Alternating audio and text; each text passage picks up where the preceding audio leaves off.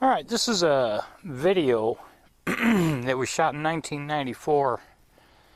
I left the ship in 1987, but I can tell you exactly what they're doing here. So I'm gonna dub this over this.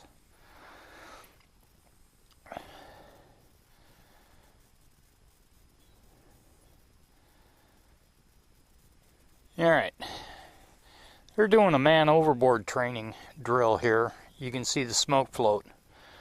What we did is we threw a smoke float off the back of the ship, and then they would execute a Williamson turn and turn the ship around and go back to pick up the man overboard. Or simulate a helicopter crash, which is the guy in the forefront wearing the silver suit, and he's tying up his K-Pock. The yellow jackets and the blue jackets, those are saltwater activated inflatable life jackets, and the guy in the white is drilling them and explaining what they're doing. This is a view out the bridge window, and the guy to the left, that's exactly where I sat to drive the ship. I noticed they took the seat out. Now he's putting on his sound-powered phones, and that little wheel right there is how you steered the ship.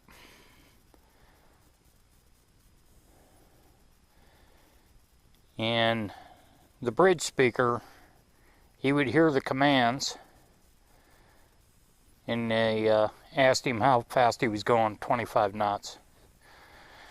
This is an SH-2G helicopter, Sea Sprite. I grew up with the C's and D's. This is a much improved model of the SH-2, no longer in service. And this ship was decommissioned in, I don't know, 95, 96, and sold to Turkey. And I always did the flight ops also. I did every position on this ship: blue, white, red, yellow. Reds are firefighters, blues are chalk and chains, and he interviews this guy about how it was to be on the ship, the USS Johnny Moore, and he was very happy with the crew, so life continued pretty much along the same lines even 7 years later. A very clean ship, and the crew was very responsive to the helicopter pilots and anybody else that came on board.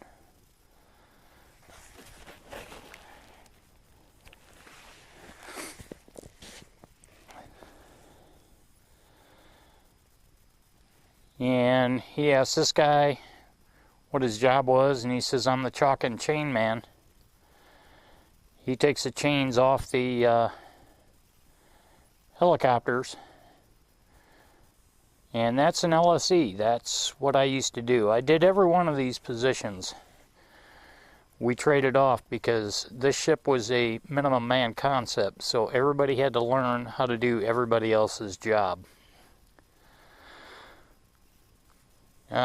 I would show this interview, but the audio didn't come out on the screen capture. This video comes from Wild Bill 1911A1. This is a firefighter, and the guy asks him how he learned his trade, and it's a one-weekend firefighting school located at 32nd Street in San Diego. And go through that, and you're not 100% qualified, but He says he cools ordnance and fights fires. The guy in the silver suit, that is a guy that is there for rescuing helo pilots, if they crash on deck. And that's the rotor brake, so they can fire up the engines without the blades starting to turn. Now you're going to see the silver suit come out here and point his CO2 at the engine intakes. That's in case there's a flame on fire. There you go. So they're spinning up engine number 1, and shortly you're going to see the guy holding his fingers up with 2 and pointing at the number 2 engine.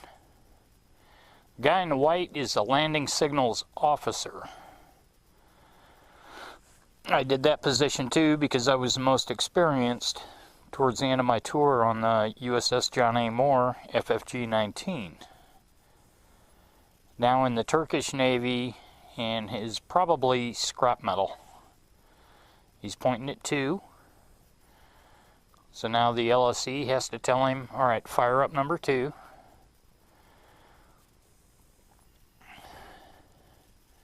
And you see the silver suit there standing by in case the engine catches on fire. Now what they don't show is the dog legs that hold those blades up. As the blades start increasing in RPMs, they pop out, so the dog legs hold the blades up when it starts slowing down so much, so they don't hit the deck. They're props. And the upper tie-down chains you have to take off. So now they're spinning it up, warming it up, making sure everything's good to go. And next you're going to see the aircrew guy go out and do a quick walk around to the aircraft before they take off. There he is. He's going to check a couple things, and then he's going to get on board. I don't think they show that. The right fist is closed on the LSE, and the LSE is pointing at that crew member that's underneath the aircraft. Anytime somebody goes under the aircraft, they get a fist and a point at who's under there. There's the point. He's doing his final pre-checks. Now the chalk and chain men come out. First thing that come off are the chains.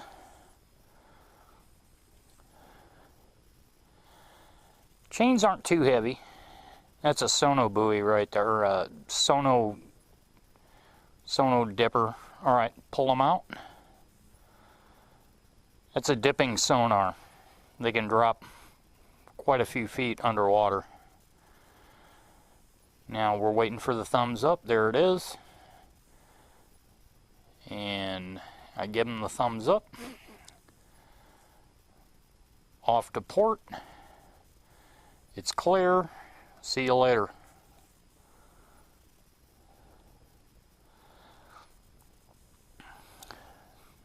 Then he interviews the deck crew, and he's just asking, we got any more flights? Because that tells you whether you can go back to normal business. And yeah, it takes 8 landings to get your hazardous duty pay. Now the helicopter is going to do a flyby for the camera.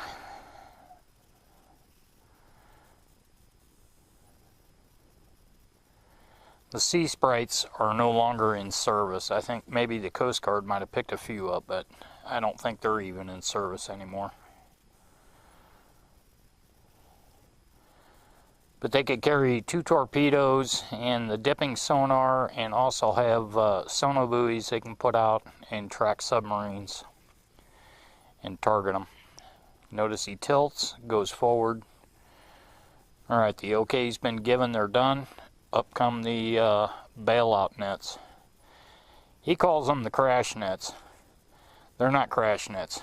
Those nets are there to dive into.